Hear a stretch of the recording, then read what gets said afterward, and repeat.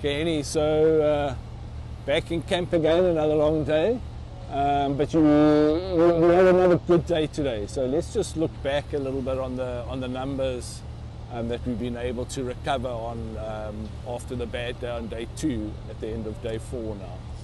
Yeah, I mean, like I say, yeah, day 2 was the big disaster. 158 of 158 when we came in.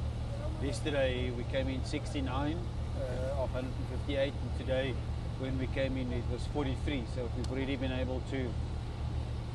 It's almost half every day, but Yeah. I think now we'll stabilize. We won't be able to half it again. Yeah, today was 43 of 59 when we went through, the flying finish at the end. I saw on the way here, because we had a 2-hour liaison, there were some guys that got some penalties. So I didn't think the 43, we would improve on the 43. Maybe we get into the high 50s for the day. Yeah. So, overall, just for the daily classification, overall all the time we're still a bit stuffed. Yeah. I think we're still in the early hundreds. If you add everybody together, and in our class 48 or something like that, adding all the time, because we lost so much on day 2. But today was, the times weren't bad, but I really struggled in the car. We got a puncture in 30 kilometers into the stage. Today was only a 300 kilometer stage. But yeah, so then you get a bit nervous, you get a puncture so early on, only having 2 spares. Exactly, yeah. So then I was just uncomfortable in the car the whole day. We got the puncture, we actually went, there was a turn in the road, and there was quite a big rocky section we had to go through. It wasn't in the book. I just saw it just in time. Well, obviously not in time enough, and I could brake enough that I can get the nose of the car over. But when the back went over, obviously the left rear hit, and then it still punctured the car. But then the alarm when the car went off, the high pressure started beeping. But it's so busy in the car, and it's so difficult to see. But it started beeping. That means I had a slow puncture, and like 2 or 3 or 4 kilometers later, I said to Jean, then you start feeling the car's unstable. Yes, yeah. But then so I had all these ideas playing in my mind. The car's unstable, but it's on gravel, the car moves a lot. But eventually I said, I think we have a puncture. So we stopped, left back was put on a new tyre. And then you were saying it was quite slippery out there today, eh? Yes, because it was gravel. If you look at the road book, the last section was dune, but up until that, it was gravel, a lot of dust again. Then you've got these side-by-sides in front of you, not even to talk about the trucks. They make a massive amount. And today's route, it's only the end where it opened up again, where we had decent valleys where you could really come out, Come out and move and overtake the guys. Yeah. Because remember, that car's in front of you and makes so much dust. Even though you might be 500, 600, even a kilometer behind him, by the time you get there, it's a massive cloud of dust. So you've got to really come out, and then you're off the route. You really got to be cautious to make sure you don't hit something. And once again, there was a ditch at some point which we hit. Luckily, it was sort of on the road book. Jean did sort of warn me, but the next minute was there. The car did jump quite a bit, but it's okay. It wasn't that serious.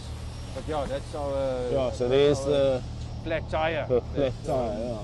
But it's not really damaged. It's not destroyed like the other ones. Yeah, but, like I said, I think it was a slow puncture kind of stuff. But eventually, so maybe it's still okay. But sometimes the sidewall gets a bit damaged. Yeah. But yeah, so the whole day I really struggled, and when we got the puncture so early, I just said to myself, just take it easy. I can just F it up by trying to push. There's a long Dakar still ahead of us, and I just took it, just sort of caution, sort of did 80%, and just it was frustrating. It was a more of a frustrating day. But the last thing is that you sort of moved up from where you were. So like going forward now, and if the dune sections and all that you like, you're not so far back in the pack. So it's going to make, as the days come, it's going to be easier. And you're seeing now guys already starting to get penalties and all that. So that maybe that'll help us on the time section. I mean, if we keep our 43rd, which I think we might improve because of the penalty. I mean, this morning we started 69. Yeah. With 43, the 43 holds, let's say it might improve to 40th. We'll start tomorrow at 40th.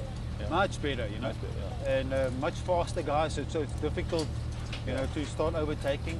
But also the dust gaps. Everybody's running at a pace. At a similar pace, Yes, So you're being held up by slow cars all the time. So Yes. it's easier to run at the pace that you're comfortable at running. Yeah, you don't lose so much time all the time, you know. So everybody in front of you technically is faster than you, and and less trucks. That's the big thing, you know.